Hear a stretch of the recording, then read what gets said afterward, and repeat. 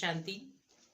जिस प्रकार आज हम अपने भाग्य को, हर कोई चाहता है कि मेरा भाग्य श्रेष्ठ से श्रेष्ठ हो, लेकिन भाग्य के निर्माता हम स्वयं हैं।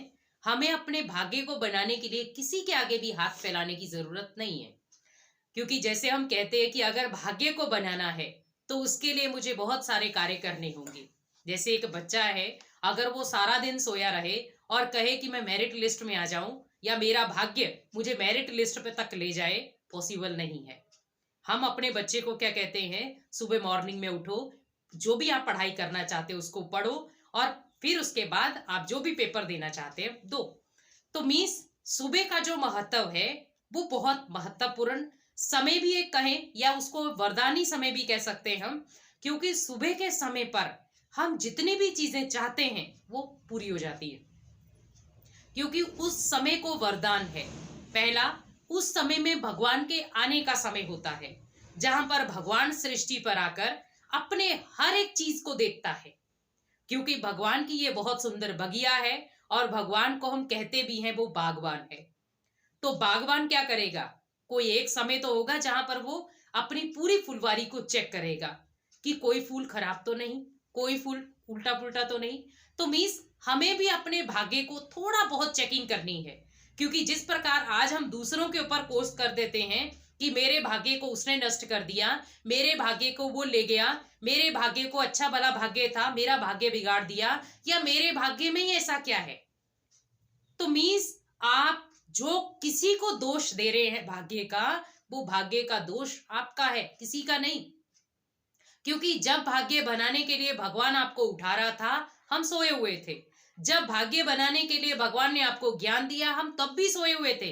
जब भगवान ने आपके लिए इतनी सुंदर स्वर्ग की सौगात लाई, हम तब भी सोए थे। और हम फिर ब्लेम दे रहे भगवान को। भगवान, आपने मेरे भाग्य को ऐसा क्यों लिखा। भगवान ने हमारे भाग्य को नहीं लिखा। पहली बात यह है कि भगवान ने आपके भाग्य के लिए आपको खुद वो सारी चीजें दी है कि आप अपने भाग्य के निर्माता स्वयं बने। तो जैसे आपको दो आंखें दी हैं, क्योंकि हर चीज हम देख कर करते हैं, तो आंखें आपको बहुत सुंदर दी गई हैं, एक अनमोल रत्न है ये। तो हम देख करके कर्म करें। आपको दो सुंदर हाथ दिए हैं, दो आंखें दी हैं कि देख करके कर्म करो। जब आप देख करके कर्म करेंगे तो ऑटोमेटिक आपका भाग्य श्रेष्ठ होगा। लेकिन आज हम देखते हुए भी बहुत गलत कर्म करते जा रहे हैं। जैसे सपोज कई बार हम कहते हैं कि हमें कौन सा कोई देख रहा है, हम कुछ भी बोल दे, कुछ भी सोच ले, कुछ भी कर ले, कोई देखने वाला नहीं है। लेकिन सबसे बड़ा देखने वाला है आपका भाग्य। अगर आप दूसरों के भाग्य को बिगाड़ रहे हैं तो कहीं ना कहीं आपका भाग्य बिगड़ा हुआ रहेगा ही, क्योंकि हमने दूसरों के लिए खड्डा खोदा है, तो क्या उसमें आप नहीं गिरेंगे। इसीलिए विशेष ध्यान रखें कि हम अपने भाग्य को, जो भगवान हमें ज्ञान दे रहा है, वो हमारे भाग्य के लिए है। अगर उस ज्ञान को ओनली हम सुनते हैं, धारण नहीं करते, सुनने तक ही सीमित रखते हैं, तो भी हमारा भाग्य उज्जवल नहीं है। क्योंकि भगवान हमेशा कहते हैं, बच्चे आप जो ज्ञान सुनते हो उसको अंदर संभालो, उसको अंदर ग्रहण कर लो और ग्रहण करने के बाद अपने जीवन में उसको अप्लाई करो। क्योंकि हमने बहुत सारे लोगों से ज्ञान सुना है और अभी तक भी हम सुन रहे हैं, लेकिन जब तक उस ज्ञान को अंदर तक नहीं लेकर आए, जब तक उसको धारणा तक नहीं लेकर आए, तब तक हमारा भाग्य उज्जवल नहीं हो सकता। आज भगवान हमारे से कितनी भी बातचीत कर ले, कितना भी लंबा चौड़ा वो ज्ञान सुना ले, लेकिन जब तक हमारे मन में उस ज्ञान की छोटी सी चिंगारी नहीं आई, तब तक वो ज्ञान हमारे अंदर जाएगा ही नहीं।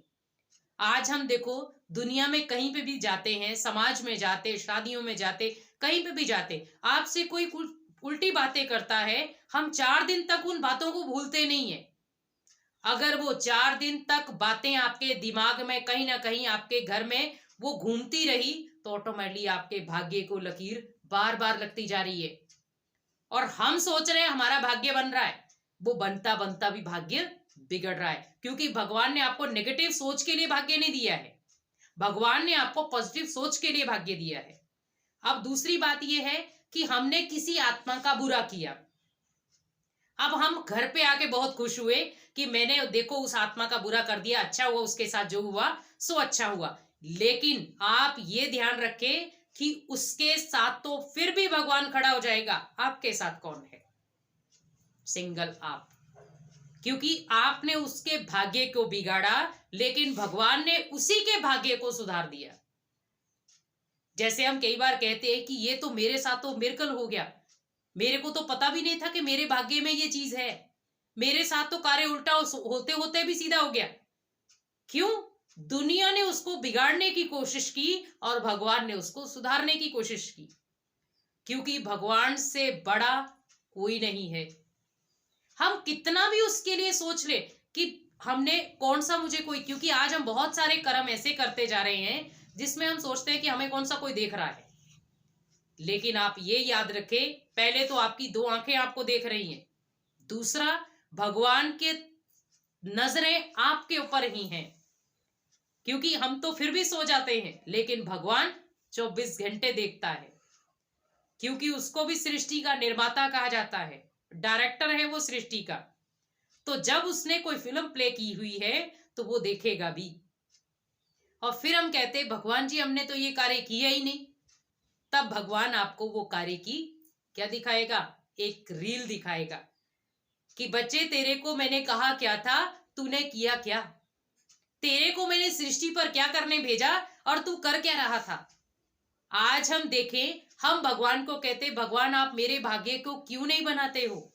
भगवान आप मेरी क्यों नहीं सुनते हो? पहले आप सोचिए कि क्या आप भगवान की सुन रहे हैं? हम अपने देहधारियों के चक्कर में भगवान को भूलते चले जा रहे, भगवान के ज्ञान को भूलते चले जा रहे। हम दुनिया के लिए डेडिकेट हैं, लेकिन भगवान के लिए नहीं, भगवान के ज्ञान के लिए नहीं, भगवान की सेवाओं के लिए नहीं। क्यों? हमारा पुण्य का खाता भगवान के आधार पर ही बनेगा, इंसानों के आधार पर नहीं। किसी भी शास्त्र में आप देखो या सुनो, किसी में भी ये नहीं बोला होगा कि आप इंसानों के साथ शादियों पे जाओ, कहीं पे भी जाओ तो आपका पुण्य इकट्ठा होगा। नहीं।